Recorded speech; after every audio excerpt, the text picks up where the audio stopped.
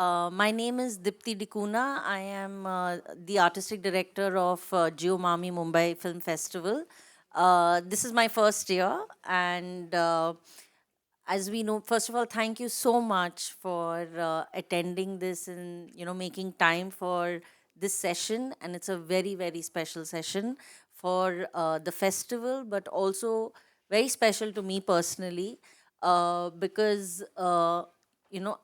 all of us who have this deep interest in cinema in Mumbai, this interest has been nurtured, so carefully by people like Mr. Sudhir Nandgaonkar, Mr. Shantaram, who created these spaces and film festivals where we saw our very first films of world cinema, because in a city like Mumbai, we have exposure mainly to Hindi mainstream films, especially in the time that I was growing up.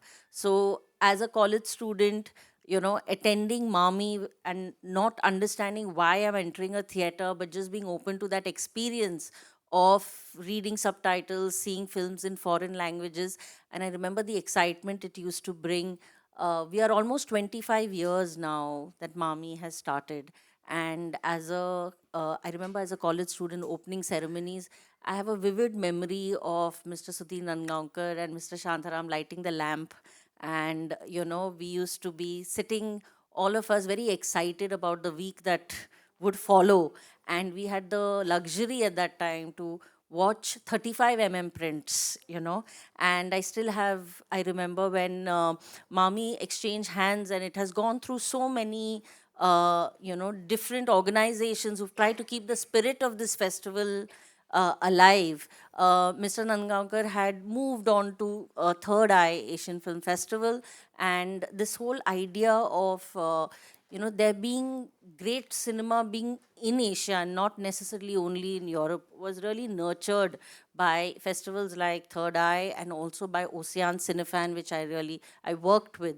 And what was amazing always was that we were very young people surrounded by much older, wiser uh, people who were watching cinema that we could not understand. And in their midst, we used to sit and, we used to try to figure out and eavesdrop into conversations of why is this filmmaker great, and also the efforts to bring in some really big names to the festival. Some Russian directors used to come in. And I think almost everyone in Mumbai who has seen a retrospective of a Kurosawa package, or a Kiarostami package of films, or would remember that the foundation was laid by Mami. And I'm very thankful to Mr. Ashok Rani that he proactively reached out to me uh, when we as a team who came in new were wondering how do we shape Mami as a new festival, because we wanted to make a statement that we are not new, we are actually a very old festival, and the foundations of this were laid way before. And Mr. Rane called me and said, Dipti, do you would you be open to holding this memorial lecture by Mr. Sudhir Nandgaonkar? And I said, of course, but with my lack of experience, all I can give is possibly a space and time, sir, but you have to guide this, because you have the experience, you have the community, you have the contacts, and if you reach out, it would be wonderful, and it would help me to understand better how this can be organized. And we do have in this festival we've paid a lot of tributes to people who've led the foundation and infrastructure for festivals. Like at the opening ceremony, we did have the Lifetime Achievement Award given to Aruna Vasudev, who had founded NetPack, also one of the founding members of Mami. Uma Dekuna, who I'm not related to by anything but profession. So she's not my mother, but you can say that she is literally a mother figure for everyone who's into film programming, taking Indian films internationally. And also to Nasreen Muni Kabir, for the work in subtitling and also archiving of legacies of Indian grandmasters.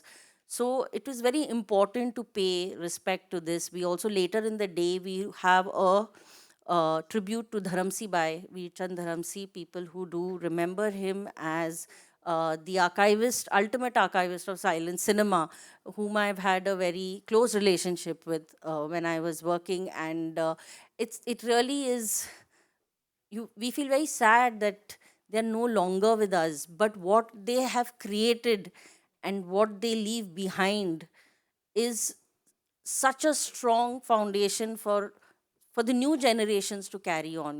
We are not starting from scratch at all.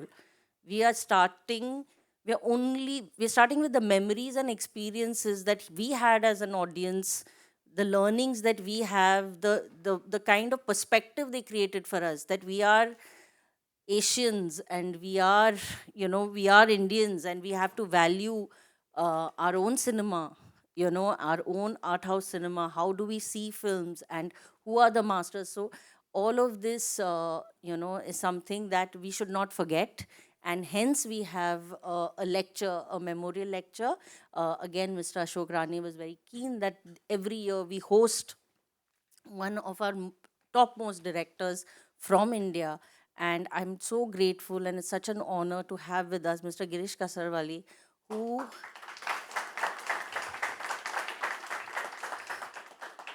we all know. I mean, we all know his films, and anyone who's done a film studies course, film appreciation course in India, know, his films. And also, Mr. Girish is coming at a time now when Kannada cinema suddenly is considered the new wave of Indian cinema. But everyone who has seen his works and known the kind of uh, how strong the culture of Kannada cinema and literature is, will know that he was one of those who broke open and went international with it. And it is really, for Mami, it's a great moment that Mr. Kasarwali has taken time off just for a day in a very hectic schedule to be here, so that we all remember Mr. Sudhir Nandgaonkar with a lot of respect and love, and we continue this in our memory. So thank you so much, Mr. Girish Kasarwali. Thank you, Mr. Ashok Rane.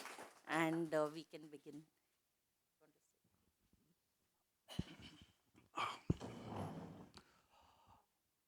Namaskar, good afternoon, and thank you for coming in large number here. And I know somebody was telling me so many people are there, so I told them because of this great man, everybody loves him, and everybody loves Girish also. People are here to listen to his lecture on Film Society movement. So as Dipti said just now, actually we know each other, but we never met before. First time we met while finalizing this lecture. So I just dropped a single two-line message to her on the WhatsApp that Dipti, I want that we should have something in the to honor Mr. Nandgaonkar because he passed away this year. And she immediately replied to my this thing, yes, Ashok, we are doing it. Just send me detailed proposal. And then next day I sent 2 pages detailed proposal, and that was on. And then only it was to decide about the guest, and so finally it is of course Girish Kasarvalli. And I told her, Girish, I can call Girish, and Girish will definitely join us. He's a good friend, and in very short notice. And then he told me there was a problem with him because his entire family from his village come to his place in Bangalore. So there's a get together of his entire family. And then I made him fly here for one day. He's come here for just 3 hours. At 12 o'clock he landed in Mumbai, and 6 o'clock he's going back to Bangalore again. So his family must be, so they must be upset with me, especially, not with Mami, but definitely they're upset with me. So I'm sorry for that. But so, Dipti, thank you so much on my behalf and behalf of all people gathered here and all those sitting and watching films there in every theater of Mami, because we all have owe great deal to Mr. Sudhir Nandgaonkar having our own festival here in this country. Because now everybody knows me here, people like us, so-called privileged people, I used to go to various festivals in Mumbai, Delhi, Calcutta, all these cities I used to travel. But there are many people in this city, they wanted to see festival, films in the festival, there was no festival happening in Mumbai. So everybody can't go to Calcutta, Delhi and all these places. So Sudhir Nandgaonkar thought of having its own festival, Mumbai's own festival. And I remember, once we were together in this MIF festival, there was an opening party. and me and him together there. And then he was staring at one person, constantly was staring at them. And like with own style, nobody is living alone. So I said, who is he? He said, he's the president of FIAF. He was there. The FIAF is the organization of Federation of all the international film festivals of the world. Huh? Director General. He was there. So I don't know him, but he said, I want to talk to him, but I want to have him alone. I want to talk to him. Nobody should be around me. And finally, after some time, nobody was there. He just rushed to him, introduced himself, and started talking about that. We want to start our own festival in Mumbai, some tips and whatever he wanted to discuss. But he was so keen, so keen to start Mumbai's own festival. And nobody, all these years, though Mumbai is the capital of Indian cinema, nobody thought of having Mumbai's own festival. And his argument was, the Moscow is non-Moscow's festival, London festival, Berlin festival, all these festivals for their own city. And Mumbai doesn't have its own festival. So he thought of having our own festival. Then he gathered all these great people around him from the industry. Kiran Shantaram was there, Supran Sen was there, Govind Sarup. And then he approached many from the industry, all stalwarts of the industry, Ramesh Sippy, Amit Khanna, all those people around him. He approached everybody and he gathered a team. And then he approached Rishikesh Mukherjee to chair the this thing. And Rishida was there in the beginning, but some reason then he left. Then Shyam Benegal came forward, and he was till recently he was the chairperson of MAMI. And this name also, Mumbai Academy of Moving Images, was given by him. And later, everybody forgot that Mumbai Academy of, everybody only knows MAMI. So for all Indians, we have a Mami in our family. Everybody has a Mami in our family. So Mr. Nandgaonkar made Mami popular world over.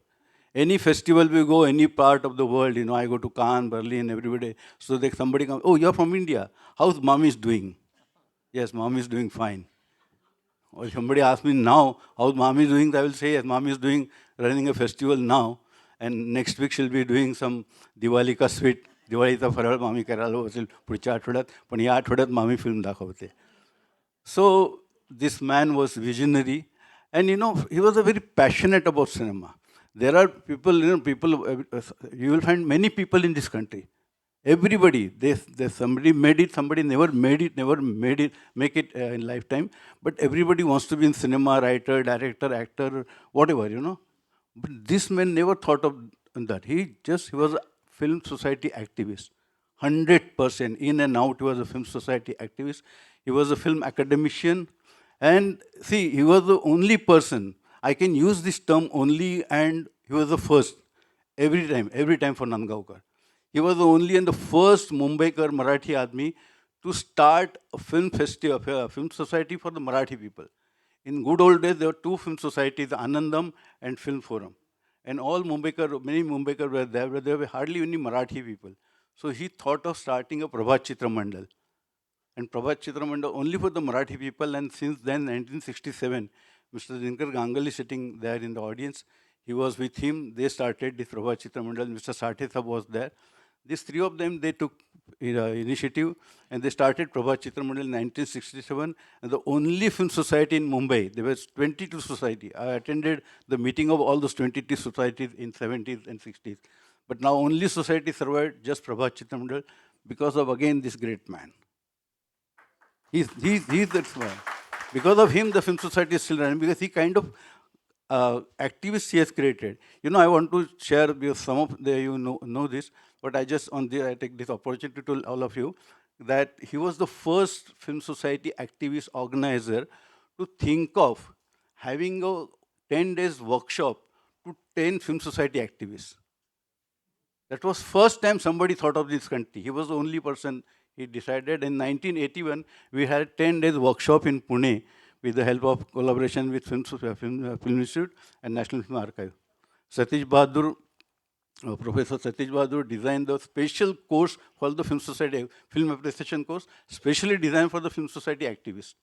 And Dr. Shamla Vanarsi was there, and 5 days course, she designed how to be the Film Society activists should be a cultural leaders.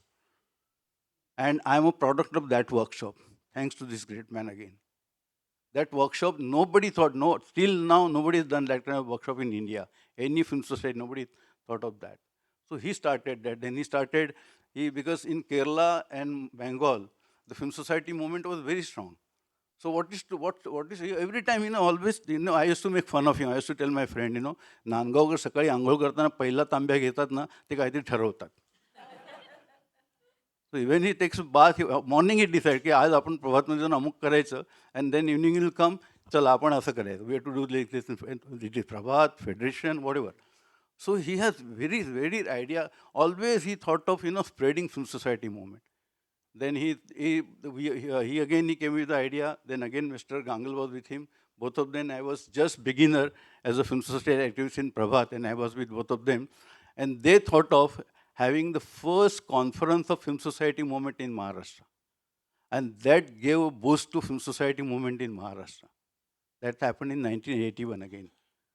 So he was such a visionary person, and everything he was. And then, see, for like people like us in film society movement, we are doing programming, we are spreading movement, we are bringing films. We, as you said, 40 kilo ka dabba late the hum log. Even I carried that 40 kilo ka dabba from archive, put in a taxi, bring to Mumbai. वो सब कुछ किया हमने. So he used to do all these things. But then, while doing, like once upon a time, there is a saturation points come, So what next? What next? And then he thought of Mami. And Mami was created. So then Mami was popular, Mami was running, Mami, everything was happening. Then he thought of, again, Asian Film Festival. And he thought of, again, there should be a festival exclusive for the Asian film. And Mumbai and India being a major country in the entire Asian region. So he thought of having the Asian Film Festival in Mumbai. Asian Foundation was one since first day. Mr. Kiran Shantaram is the chairperson of the Asian Film Foundation. They're still running the show, still festival happening. So see, all credit goes to this great man. And that's why I thought that this Mami, it is his brainchild, and because of him, all Mumbaikar will always remain grateful to him because he gave us our own festival. So that's why I thought of, I just called Adipti and said, let's have something. And she immediately accepted my idea. And that not only just one lecture here, but this will be yearly event. Every year, this will happen, and we will be remembered. And many people ask me, they could not make it because of they're watching movies here and there. Because everybody wanted to come here to salute him and listen his lecture. So this is Sudhir Nandgaonkar. And I personally, I miss him a lot because now Federation of Film Society has decided to make a documentary on the 75 years of Film Society movement in India. And I've been asked to direct the film. I already started shooting the film. I started shooting from Kerala, then I went to Bangalore, then I did some shooting in Mumbai, and now I'm planning to go to Delhi, Calcutta. I'm traveling all over the country, and I'm meeting all over my age, my contemporary people, Nandgaonkar his contemporary. I'm meeting all these people and trying to get everything about what happened in 75 years, So that documentary is being made, but that documentary will be, let me tell you, it will be incomplete with all my efforts because Mr. Nandgaonkar won't be there.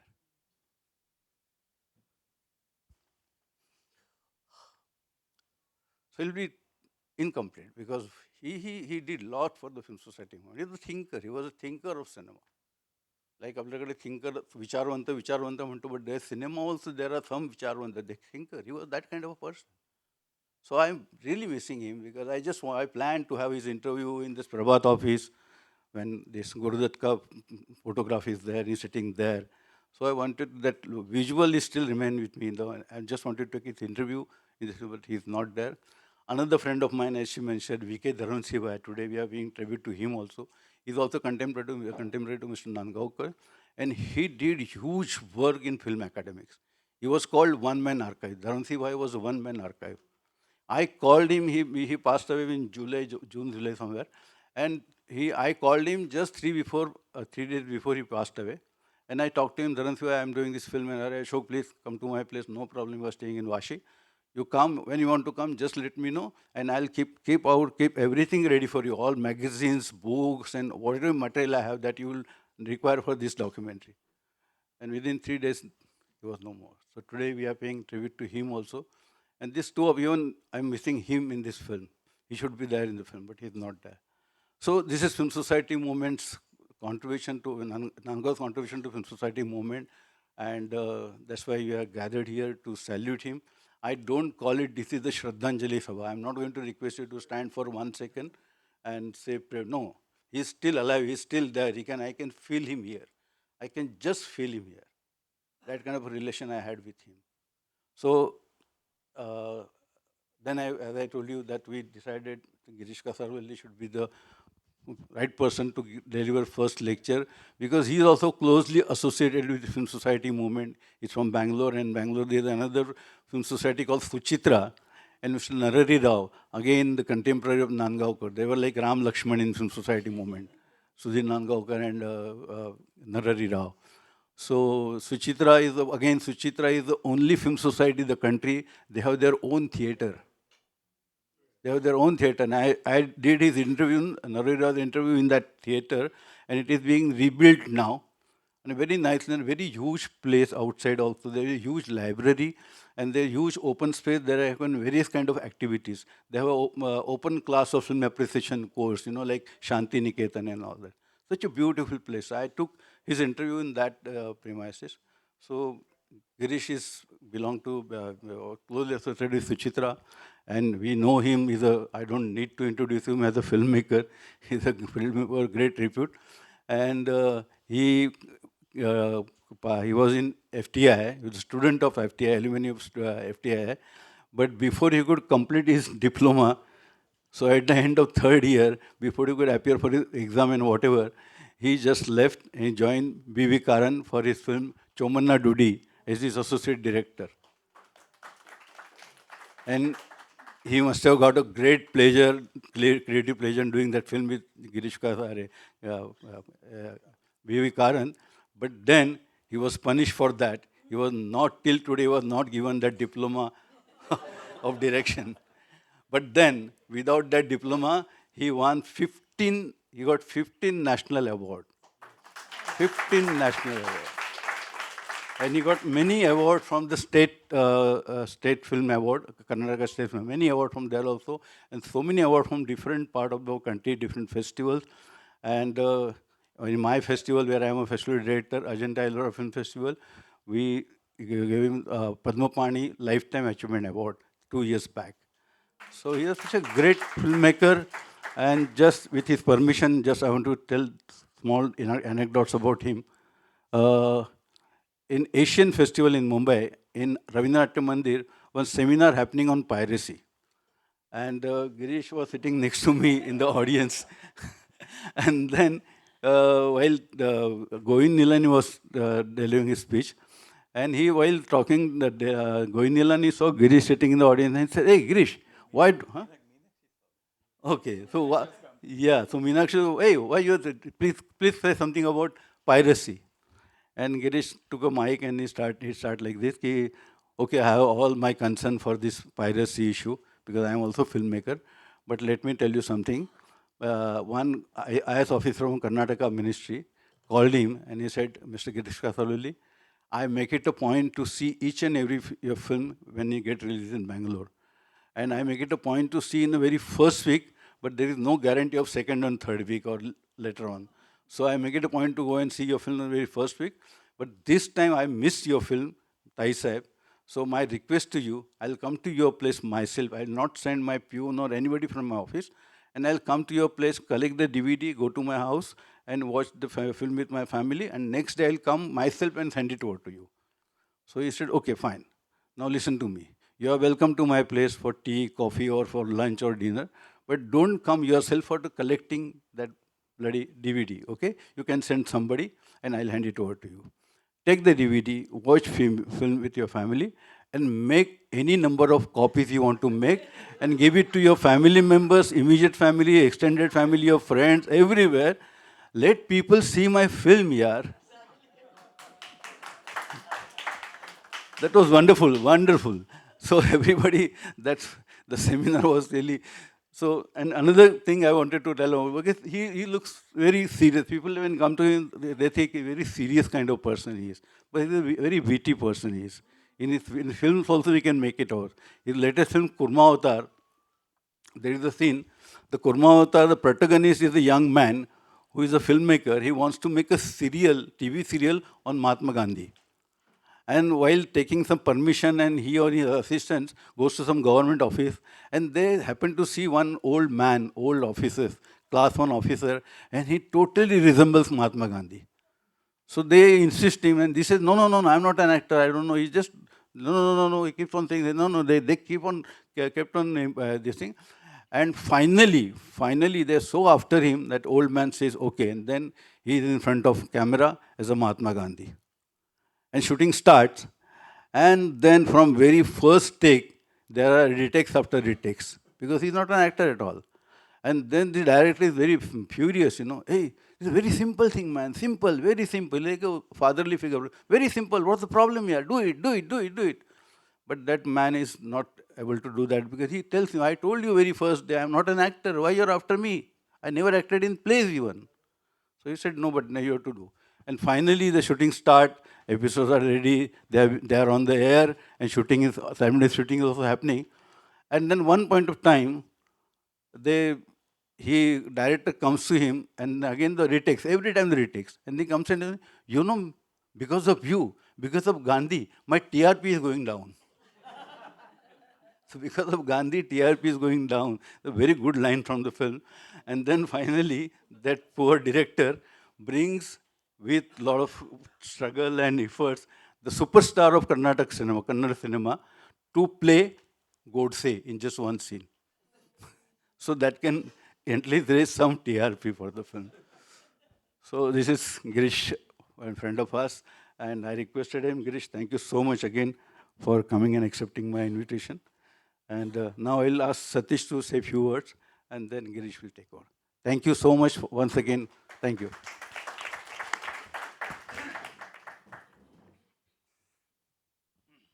Uh, Hi, I'm here basically on behalf of my family to thank the MAMI organizers, MAMI management, and Ashok Rani ji, Girish ji. Thank you so much. I think my father was always an believed in institutional.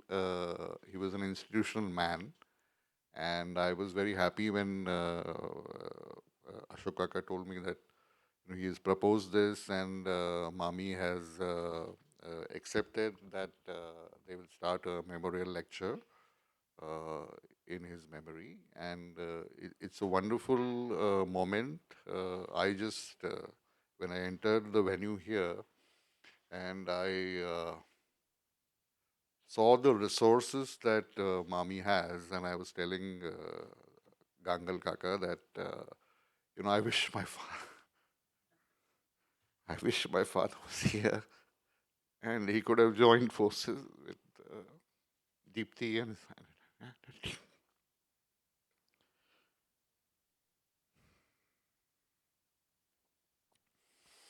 anyway, he worked through an era of when resources were very less, and he had to fight for virtually everything.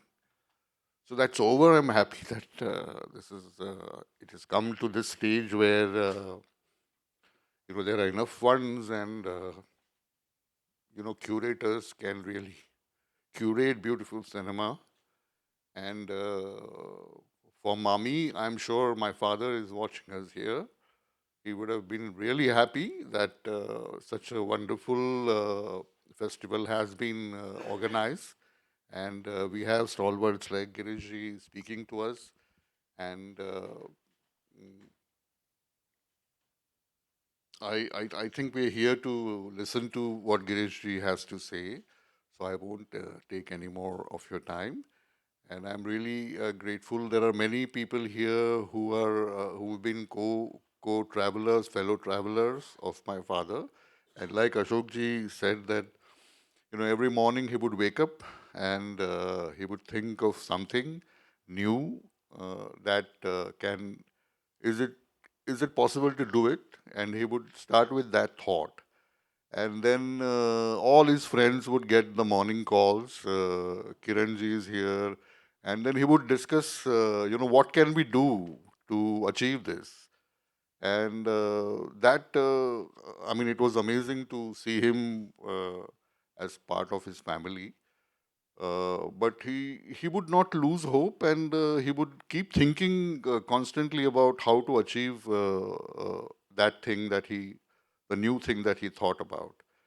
And so that was amazing part of his personality. And I'm really happy that we are here to listen to Girish ji for the first memorial lecture. And I hope we continue to listen to great stalwarts from cinema in this lecture series. Thank you so much.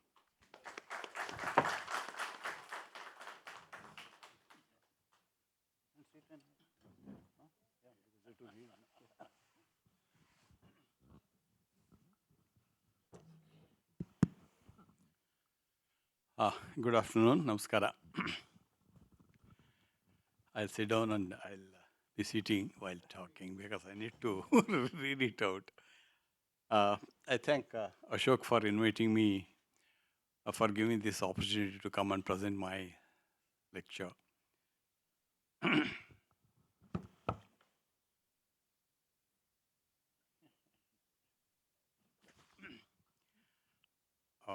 I thank MAMI and the organizers of this festival for inviting me to inaugurate Sudhir Nandgaonkar Memorial Lecture Series. It's a fitting tribute to by MAMI that this series is named after Sudhir Nandgaonkar, a man of many talents, a devoted and a committed film society activist. Sudhir, I believe, has taught literature in the early days, but when the film bug bit him, he switched over to journalism and became a prolific writer on cinema for many popular Marathi dailies and publications. Even this change in him has brought about by a film society called Film Forum, to which Ashok has mentioned, which, according to many senior film society organizers, played a pivotal role in shaping the film sensibilities in this city. But for many of us who are unaware of his days as lecturer, a film journalist, or his association with Film Forum, we know him as the strength behind Prabhat Chitramandal. I know this Sudhir Nandgaonkar, the man who was with Prabhat Chitramandal. He was inseparable from it till he breathed his last. In his 5 decades long service at Prabhat and 4 decades at FFSI, he worked in various capacities, and his contribution to film society movement was of immense importance. Ashok mentioned many of them. He started the film weekly Rupa Vahini in Marathi, I believe. In addition, he established state chapters of FFSI, which is very important according to me, and started film festivals, many festivals like MAMI and others.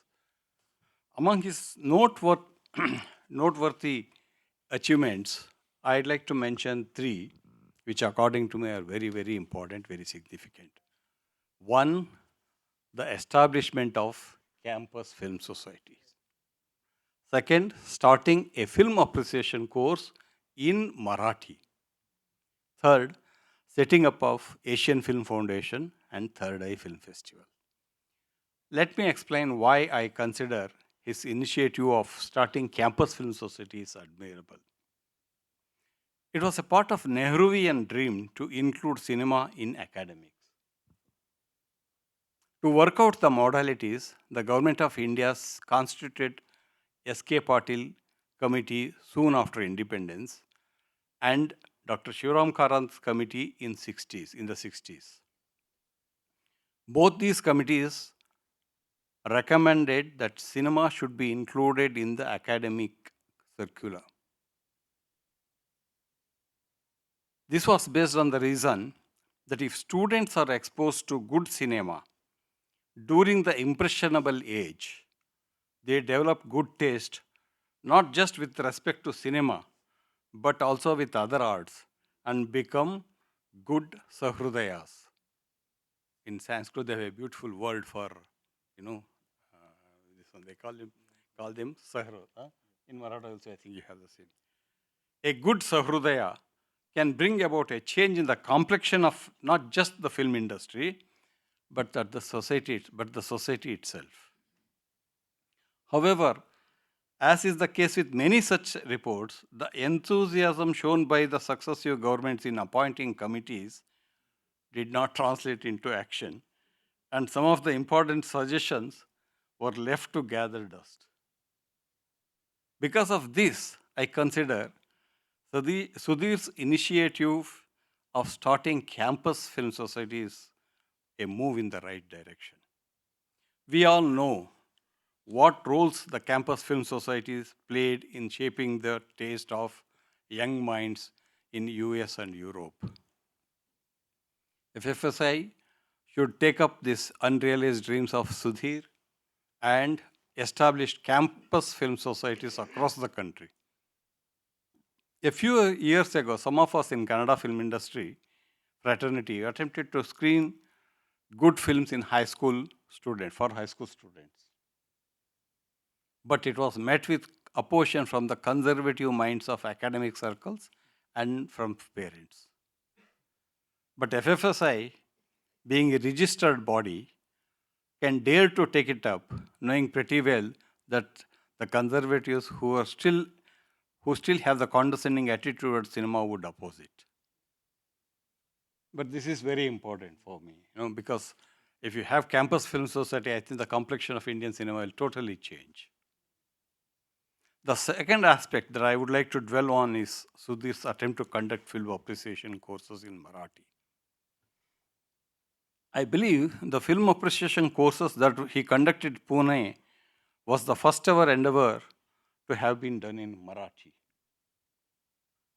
That will have a far-reaching effect, impact because the film society movement, at least in certain part of the country, is looked at as an elitist and urban-centric activity.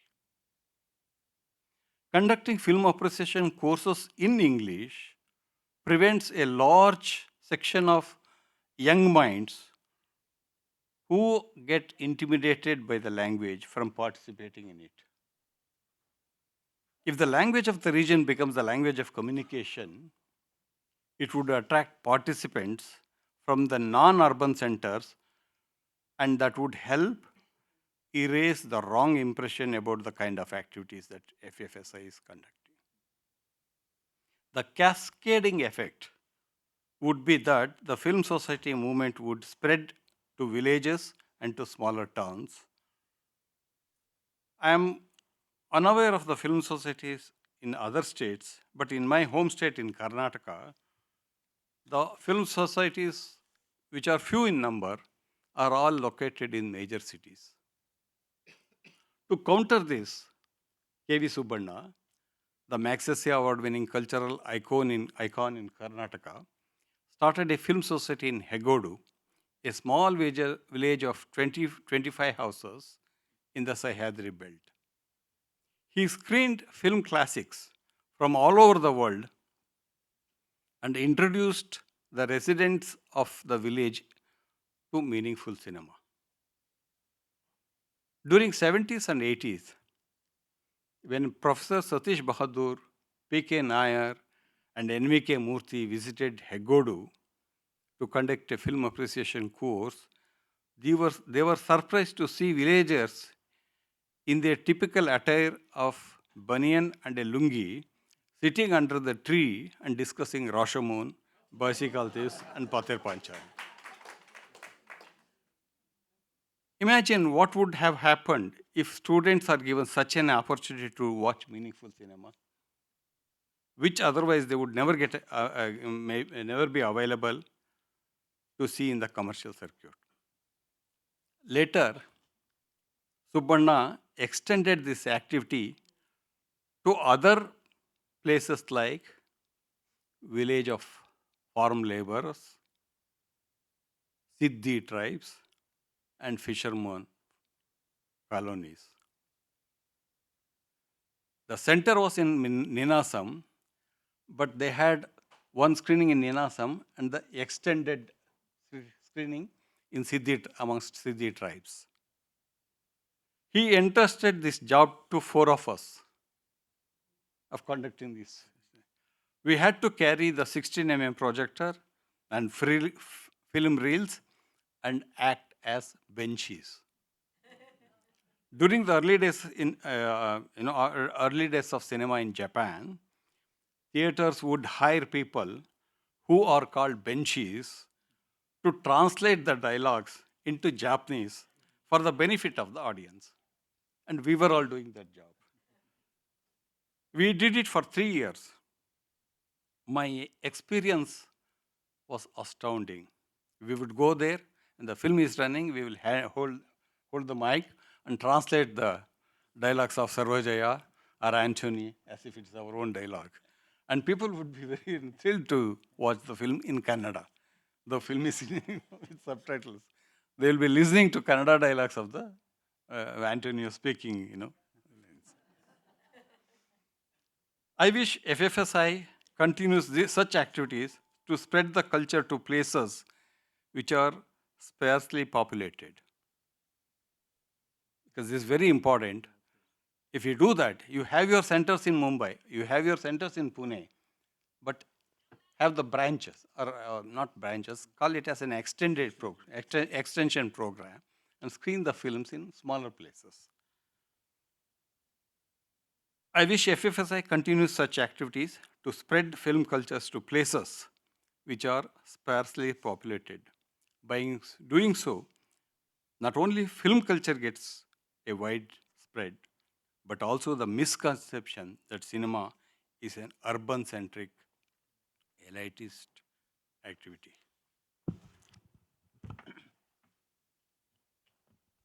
Subarna was his mama, Uncle, uncle, my uncle. uncle.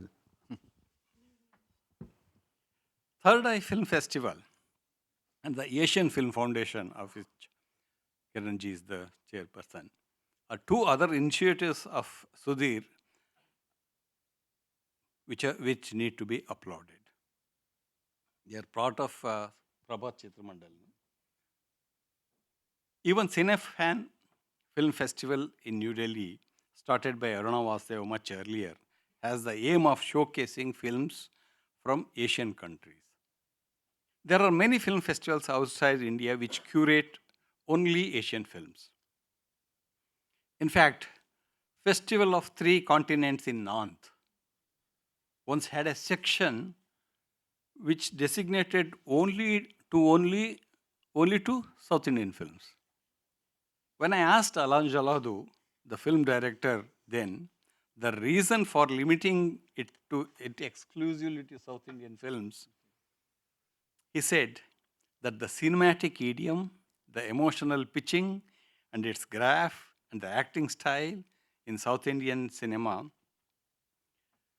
are unique and quite different from the films made in the North India, and the festival wanted it to be noticed.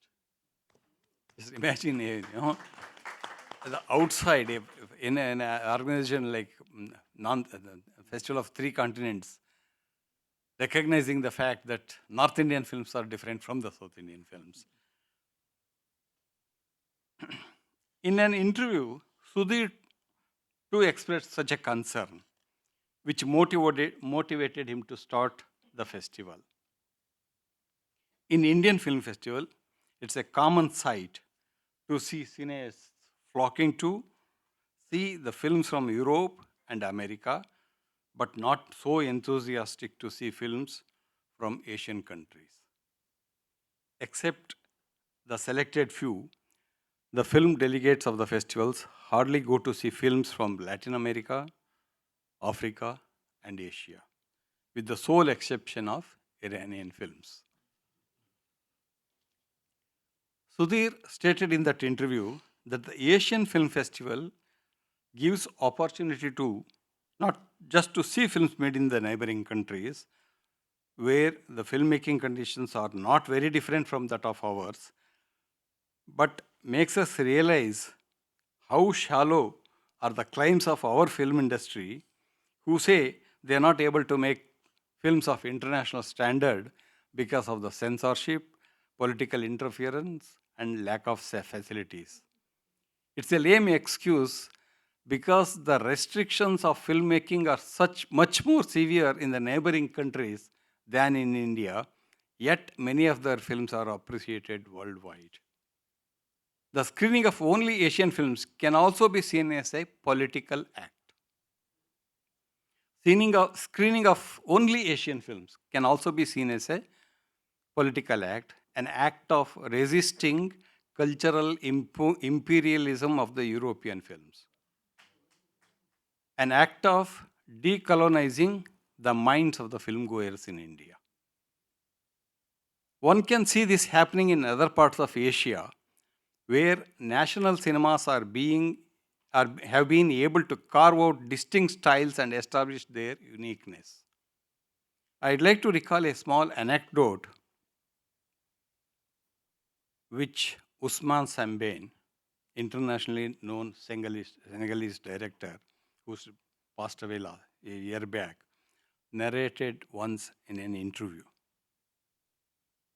A young and a bright visual artist who was trained in Paris returned to Senegal with the intention of painting local culture. He looked around for the right model with a perfect, beautiful facial features as per the specification taught in the French school. The ratio between the forehead and the and the lower part of this one face should be one third is to two third, and the distance between the width of the nose and between two ears should be blah blah blah blah. The painter, the visual artist, searched for many days together to find the ideal face suited for the French specification, but couldn't find one. It didn't take much time for the painter to realize that the problem was not with the African face, but with the French theories of aesthetics. And he decided to discard all that he studied and started to look for the right face for the local milieu, from the local milieu. Sembane says that should be our search for making films. So, Sudhir is right in attempting to inculcate a new sense of cinema by having a festival designated only for Asian films. Because we have quite a, if you even the masters like Kurosawa, Mizoguchi, Ozu, Oshima, their sense of cinema is quite different from the sense of cinema that we watch in European cinema. We all know that Calcutta Film Society, formed under the leadership of Satyajit Ray, Chidanand Dasgupta, Bansi Chandragupta, and Hari Sadan Dasgupta, is the first film society in India with the intention of familiarizing Indian filmmakers and the audience with the best of world cinema. None of them had entered the film fraternity yet. None of them had entered the film fraternity yet, but their intentions were to watch films that go beyond mere storytelling and entertainment.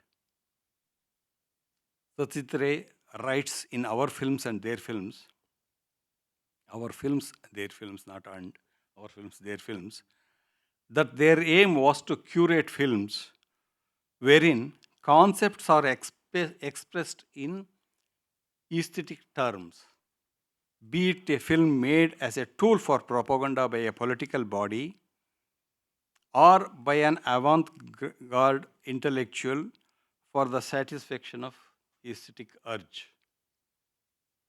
The concerns, the techniques, and the imagery of these films selected for screening in the film societies initially were new to neophytes and baffled all the viewers initially. But later they developed a state. After all, it is said that taste is always cultivated, it's not inborn. So we need to put an effort to cultivate the taste.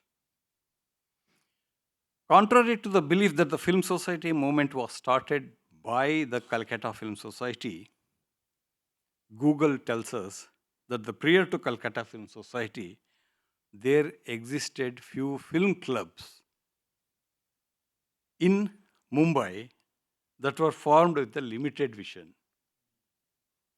Stanley Jobson, then the British editor of Illustrated Weekly of India, started a film club with the objective of making short films. It is believed that he formed a film club and screened films to expose the aspiring filmmakers to the good cinema. So, in that sense, that is also a film society, though it's not credited. In 1942, it's 1937. In 1942, a group of Indian documentary filmmakers started the Bombay Film Society to get accustomed with the contemporary trends in Western cinema. Both these film clubs had to be closed down because of the Second World War. I am sharing this information to state that the clubs existed even before the Calcutta Film Society was formed. But these film film clubs existed only as a personal endeavor, whereas Calcutta Film Society gave it a thrust to make it a movement. The other difference is that Calcutta Film Society focused on feature films, whereas the other clubs concentrated on more short films and the documentaries. They procured films that created flutters across the globe and screened it in Calcutta Film Society. And that was a great turning point because a lot of filmmakers emerged out of this movement then, including Bimal Roy, Rishikesh Mukherjee, Mrinal Sen, and all that.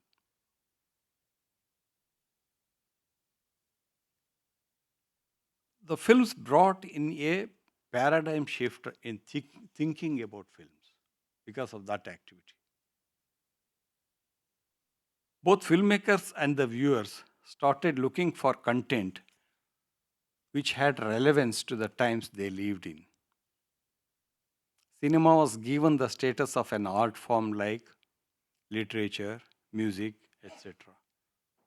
It brought filmmakers and viewers together and transformed film viewing into a rigorous, analytical, and cultural activity. The Film Society movement not only introduced world cinema, but the world of cinema, says noted C.S. Venkateshwaran. Not just film, but world of cinema. He also adds, Venkateshwaran also adds, that the 70s also mark a turning point in Indian politics and cinema. The Film Society movement and the so-called New Cinema movement of India reflect the times in their urge to challenge the status quo, to grasp the world. Elements like hope, guilt, exhilaration, anarchy, and political adventurism constituted the heady mix of the period.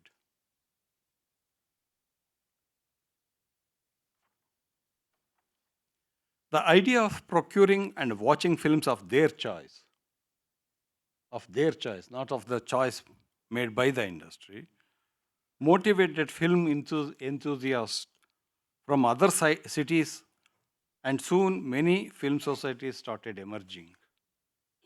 It was also the time when the new film movement gained ground in India and content-oriented cinema was being produced across the country. So there is a kind of a symbiotic relationship between the film society movement and the new film movement. which is very important. It's a kind of this relationship between the chicken and the egg. So which one started beginning? I don't know. But there is a kind of a symbiotic relationship. A few film societies screen to its members not just films from across the world, but also made in Indian languages. That's the important turning point in the film society movement. I am indebted to the Federation of Film Societies for giving me my first film, Gatashraddha, an all India visibility.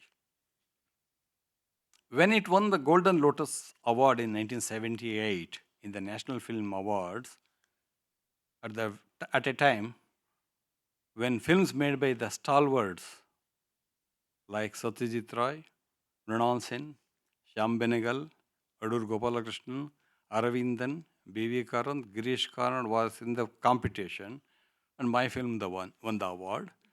It was FFSI, it is Film Federation of India, they picked up a copy of the film, bought a copy of the film, and circulated it to all film societies across the country. Yeah, yeah. What he mentioned just now, the Film Society procure Gatesh Radha, that was again, Sudhir Nandgaonkar told Federation that we should have a film fund. And we created our own fund to buy the one copy from each filmmaker. And we have our own library. In that process, that is Nandgaonkar's, again, he's Nandgaonkar. That's Thank you. again Nandgaon. Sudhir's contribution to not just the films. ₹5 per member per year. So that way it helped young filmmaker like me to get a kind of a all Indian visibility.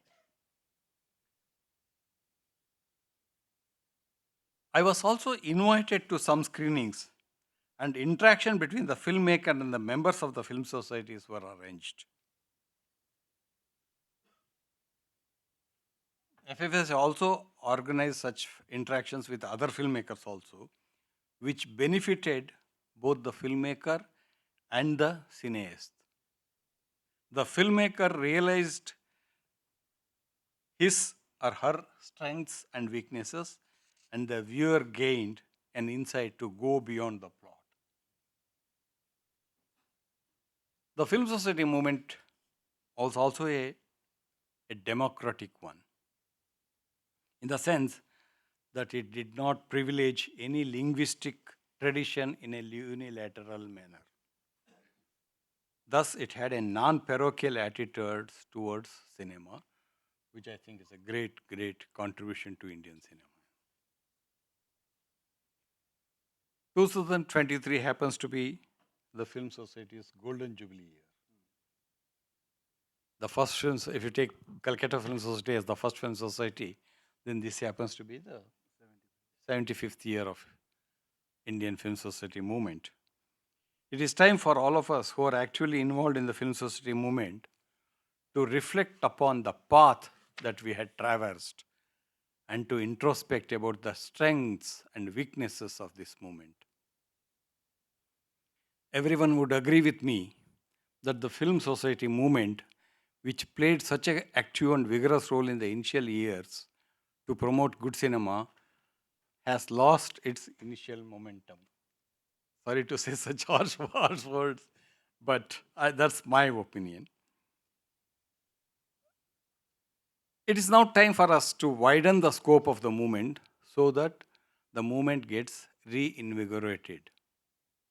I have some ideas, though not new, which I would like to share here. There's nothing new, you all know that, but I would like to put it on record.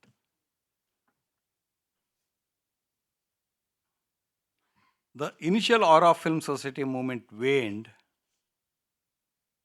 because the screening in many film societies turned out to be just an alternating screening venues.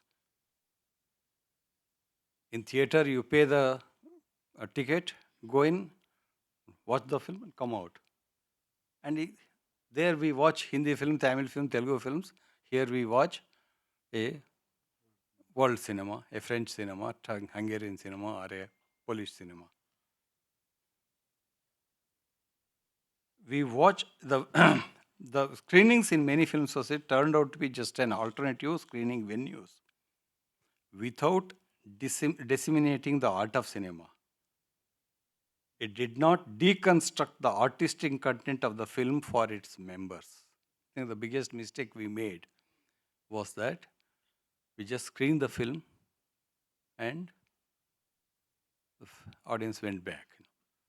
As a result, many members went back without thinking about the film beyond the plot. It's a bane in India where all the films are reduced to plots and the discourse that the filmmaker is trying to evolve is not even noticed. We don't go beyond the plot. I'm surprised many a times, I ask them, what is the film is all about? They say, there was a man called so, and he, this. I said, no, tell me what is the film is about? What is the politics? He would tell me the story. I keep telling them, story is not cinema. They get surprised. They said, if story is not cinema, then what is? What is it?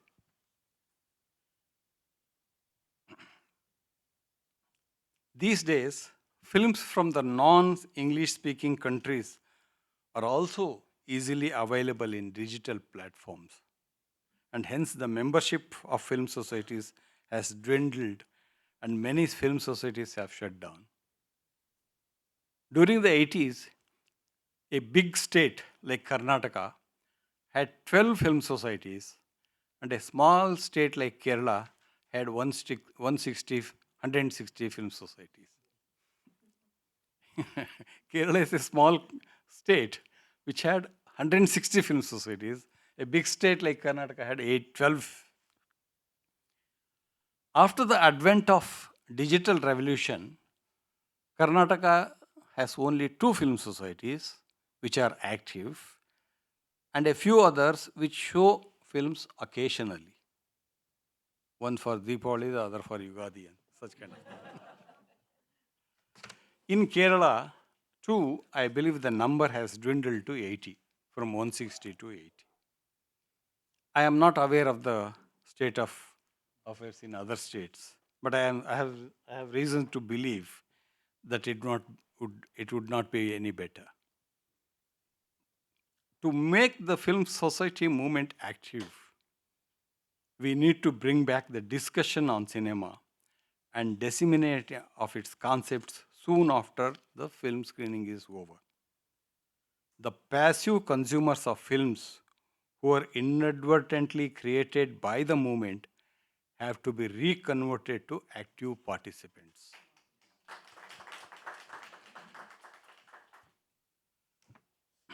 Need for contextualizing the film. Christian Metz, the film semioticist, says it is easy to experience a film, but difficult to explain it.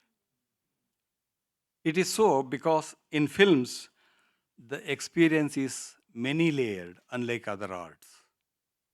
The visuals, the visual images and oral images crystallize the emotions, so do the juxtapositions, the editing. All the sense organs are at work simultaneously. We are watching the film, we are listening, all such things. So it's very difficult to comprehend what is the experience, how did we get it. Hence, an uninitiated viewer would find it difficult to comprehend fully all the layers of experience the film generates. This is a major problem with the film. It generates experience on many levels, and most of the time, an ordinary viewer would only get one layer of experience, not the other layer of experience. A discussion among the members would make them see the other side of the film. Contextualizing the film enhances the understanding of the film even better. If Bicycle Thieves is discussed by contextualizing it with the Second World War, if Daniel Blake with Margaret Thatcher's policies, if Mugamugam with the ideological rift in the left politics, or Samskara, the Kannada film, with Lohiya's analysis of the structure of the Indian society, then the understanding of the film and understanding of ourselves and understanding of our own society would be more profound. So hence contextualizing the film is very important, and contextualizing can be done only when we discuss the film, interact the film. So that's very essential. Third one, of course, the need for interaction is the same continuation of that. An interaction with the filmmaker would also benefit the viewers. I'm sure even in Mami, the interaction with the filmmaker is very popular, I believe. I think the other day we had an interaction with Mani Ratnam. I've noticed it in other festivals also. The interaction is always popular because people want to know what was there in the director's mind when he was making this film. These days, it is not difficult to get the filmmaker for a discussion through a video conference. In Bangalore, we have a film club where they show very offbeat Asian films and European films. Recently, they showed a series of film by Loveday. And they sent a circular to members that we are screening Loveday films.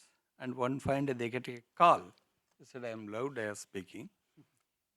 I believe you have shown the film. So these people were really fidgeting. They thought, they were going to fail a case. He said, if only you had informed me, I would have participated in the conversation. Dialogue. See, that is the case. Many of the filmmakers would like to discuss. They don't mind, giving the film free of cost also. But they would like to hear from the audience, interact with the audience, whether what the intended meaning is delivered or not. He wants to know that. He or she wants to know it. So we can do it through video conference. These days I attend many such video conferences wherein, it's easy to communicate with the audience and they also would like to hear. From my experience, I can say that such an attempt increased the footfalls in the screenings. These days in Bangalore, 15 to 20 people attend the screening in a film society. I don't know if it's big number or small number. Right? Only 15 to 20. The membership is about 1,000 and odd.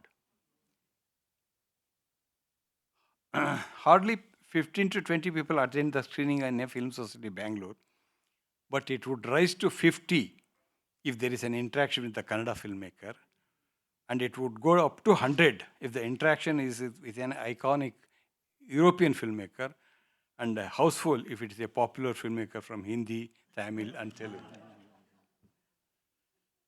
So let us not count on that, but then I think it's very essential that we need to get these filmmakers. Recently, somebody organized a screening of Adur Gopalakrishnan, and Adur came on the interactive session on this one, video conferencing. So it really helps the viewer to understand the intentions of the filmmaker. We don't have to totally buy that argument, but we know what one was trying to do. Need to screen films from the 3 continents, that is Latin American, African, and the Asian films. In the 70s and 80s, film society screened mainly films from European countries. The prime reason, of course, is the availability of the print, because embassies, especially European embassies, were willing to share their prints. Even amongst Asian films, only the films of the masters from Japan, like Kurosawa and Mizoguchi, were screened. Ozu, though everyone praises Ozu as the greatest ever Japanese filmmakers, I'm sure not many film society members know of his work. Unavailability of the films was the main reason. Even when they procured films from National Film Archives of India, Pune, which had a good number of films from Africa, Asia, and Latin American countries, they did not source them. That's a very today the scenario is quite different. We can get any films from anywhere across the country, and how to show it, that of course film society have to work out the modalities, because we get films from other sources which I can watch it as an individual citizen, but film society may not be able to screen that. So you'll have to work that out work out the details. More importantly, we should screen films made in other Indian languages, which is a trend which was there in 70s and 80s, till I think 90s. FFSI was screening a lot of Indian films. Today, fortunately, Indian cinema is very, very active. Not many people will agree with me, but I know the Indian cinema today, younger filmmakers are making fantastic films. Best example is the films from northeastern region. Lot of interesting films are being made, but we never get to see those films. We only know their names, that's all. We have never seen their films. Earlier, there are major filmmakers from certain areas, like we know Ray, we know Ghatak, we knew Sen, we knew Adur Gopalakrishnan, we knew Aravindan, Shyam from Mumbai. But today, all languages are, there are filmmakers in all other languages. Gujarati, for example, you are seeing interesting films being made in Gujarati. Northeast, of course, nobody knew anything about Northeast except for Boben Saikia and Janu Barua. Now there are so many youngsters. Even in Kerala, a lot of youngsters are making fantastic, interesting films. Even the films that are being shown, Kannada films that are being shown here, are not the films that are being shown in the regular theaters. So we need to screen such kind of films in the film society movement. Their idioms, visual design, narrative styles are distinctly different, not only from Europe, but also from the masters like Satyajit Ray, Ghatak, and Adur Gopalakrishnan. Such young generation filmmakers need a kind of a support. Screening such films would have twofold benefits. Members of the film society are made aware of the emerging trends in India, and the young filmmakers get the much needed visibility. Need to screen other genre films. Many of the film society prefer to screen only full-length feature films. Except for some stray attempts, one hardly finds documentaries, short films, and I'm looking at the watch because my flight is at 6 o'clock. Except for my one hardly finds documentaries, short films, and animation films. These genres were totally ignored by the many film societies. This overemphasis on feature films seriously affected the mindset of cineasts, says Venkateshwaran. But apart from that, these days, mixing of genres is a style in itself. Filmmakers consciously infuse features which are hitherto considered as the tenets of documentary filmmaking into their feature films and vice versa. You get confused whether it is a documentary we are watching, it's a feature film, because the mixing of styles. Similarly, filmmakers deliberately bring in many styles of filmmaking while essaying the film so as to subtly refer to various socio-political historical incidents. Mrinal Sen did it quite often. So without if we don't know those references, we don't understand the film. In an article on the Island City by Ruchika Oberoi, Arun Kopkar explains how the director revisits the expressionistic style of the 30s in the first part of the film. There are three stories. The first story has the expressionistic style. If the member is not initiated to this, he would say simply he won't get the whole film. So it is for during discussion we can bring out these elements. Such an understanding can enhance the experience. I had read a beautiful article by Dimitri Eleftheroitis, a Greek theoretician,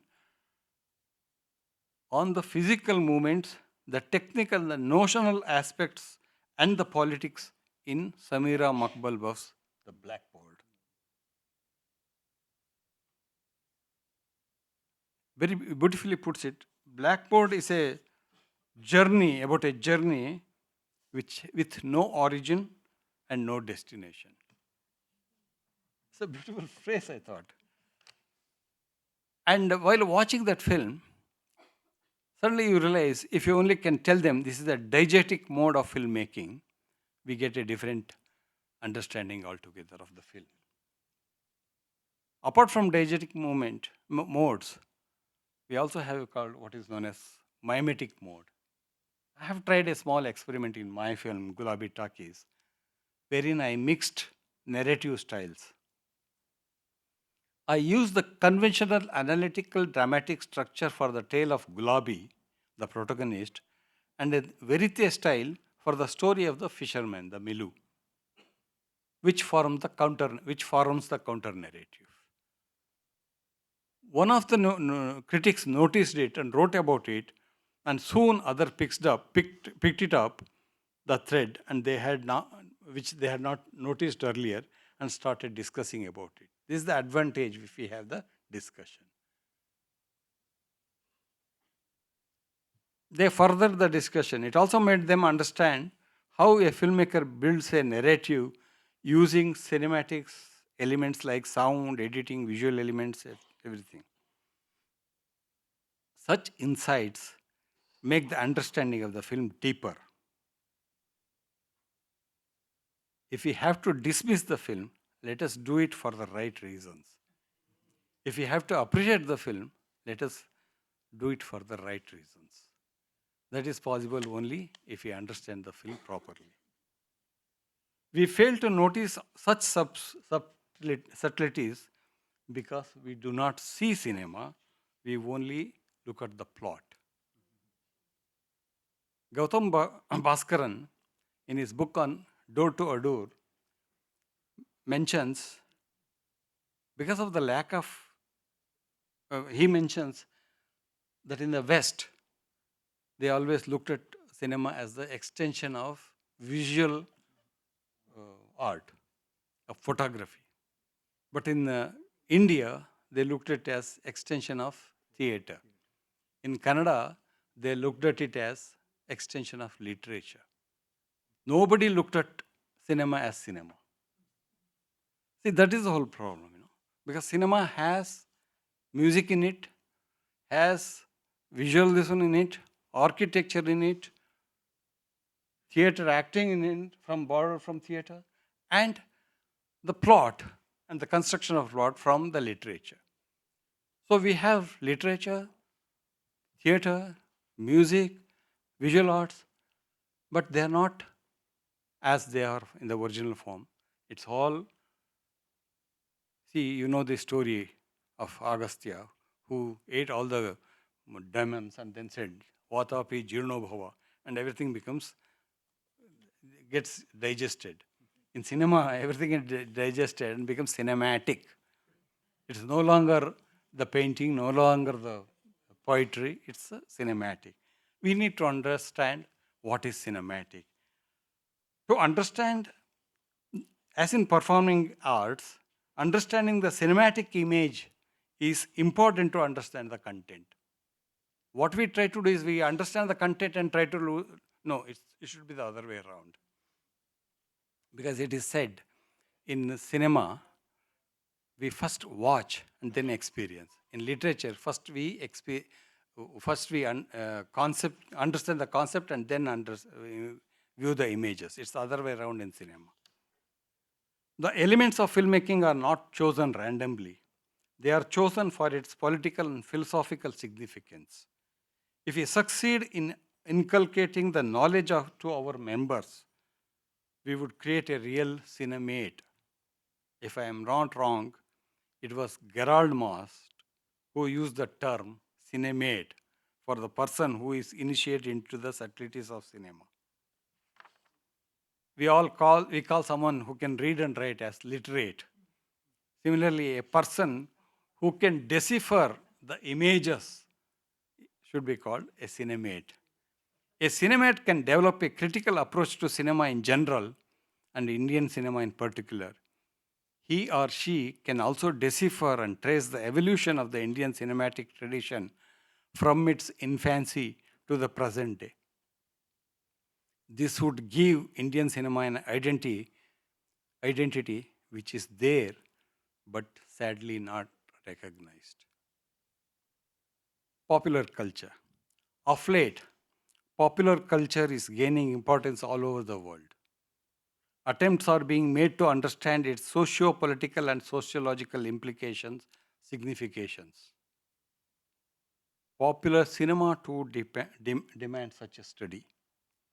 Such films need to be included in the Film Society program, not to see and enjoy the film, but to understand with all its seriousness the social, political, and significations. Popular cinema does not use the cinematic idiom of the within quotes serious cinema, but that doesn't mean it lacks its idiom, grammar, and syntax. We need to understand that also. Dismissing this syntax is the greatest mistake we all have committed in the 80s and 90s. Academics. Professor Manu Chakravarti says film societies need to build bridges with academia. I totally agree with him.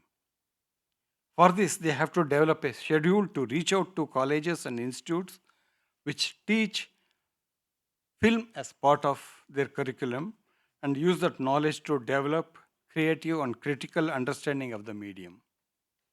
We must develop film theories that have symbiotic relations, links with our visual culture and tradition, not just with cinema, with our visual culture, with our painting, with our folk arts, with our rituals and things like that. Before ending, I would like to quote a statement by Eugene Engblood, who says in his essay, Cinema on the Entropy, that it is not enough if we simply experience a film. In 20th century, he wrote it in end of 20th century. He says, we need to know what created that experience. It was the knowledge of the previous era just to experience. But the second part of 20th century is saying that we should also know what created that. In other words, if we do not make efforts to understand our experiences, there are chances that we remain merely consumers. Remember, a gullible consumer becomes a tool for the manipulations by the marketing establishments. So this has become all the more important today when our medium is being used for manufacturing opinions. We know since in the history of cinema how Leni Riefenstahl created images to give recognition for fascist forces, how American industry created Rambo images, how Saddam Hussein or Israel and Hamas war. We know how war images are manufactured to convince the viewer to their perspective. So we need to know not only the image. Earlier, in his film society movement, we were only talking about the politics of the image, what is there on the screen. Now, I want to say today, we not only need to understand the politics of image, we need to know the politics of imaging, how the images are created. There is a uh, Aristotelian, this one, he uses two terms, logos and lexis. What is said? How is it said? Today, it is not only logos that is important, even the lexis is important. That is why we need to initiate our viewers to understand not just the politics of the image, but the politics of imaging. So, thank you very much for giving me this. Thank you, Girish, for such an insightful and very inspiring speech. When I contacted, just 2 minutes, when I contacted him for this lecture, he instantly said, Ashok, I am not the right person to talk on film society movement. Then who else can be? So he proved himself. He is the only person for. So very insightful, very inspiring. And I really thank you for you accepted our invitation and you are here. Because, you know, just the day before we had a very good interactive session here in this same hall of the festival organizers. And Marco Mueller, the ex-director of Locarno and now present director of Shanghai Festival, he said in India, film society movement played a major role in popularizing new cinema and taking new cinema to every part of the world. That's why in between I just entered when he said about Ghata Shraddha, because Federation, the film society movement thought of having the collection, its own library. And they approached all these filmmakers and they took all these films all over the country through their network. And they invited people like him to have interaction. That's the only thing one can do for the film academic, to popularize film academic. So thank you so much again, and thank you all of you. And I would like to just mention few words about our Vaini. Nandgaonkar Vaini is here. आणि त्या आल्या मला खूप बरं वाटलं. त्यांच्यासाठी emotional moment आहे. हा अतिशय त्यांना इमोशनल मोमेंट आहे. सुनील अरे सतीश आहे, सोनाली आहे, त्यांच्यासाठी अतिशय हा इमोशनल मोमेंट आहे. पण मी बहिणींना म्हटलं तुम्ही आलात तर मला बरं वाटेल. आणि त्या म्हणाल्या मी तुमच्यासाठी आले. मला खूप बरं वाटलं त्या आल्या. कारण नांदगावकर त्या नांदगावकर कुटुंबाचे नव्हते, आमच्या सगळ्यांचे होते. त्यांच्याशी आमची भांडणं होती, मारामाऱ्या होत्या, सगळं होतं. पण तरी we loved him, we adored him, we respected him and will do it till our last breath. He was such a lovable person. तर त्या तुम्ही सगळ्या आलात, इथे बरं वाटलं. आणि तुम्हा सगळ्यांना आत्ता इथंच मी पुढच्या वर्षाचं I extend invitation for next year lecture in the same series. Please do come, please do come. Thank you so much, thank you so much.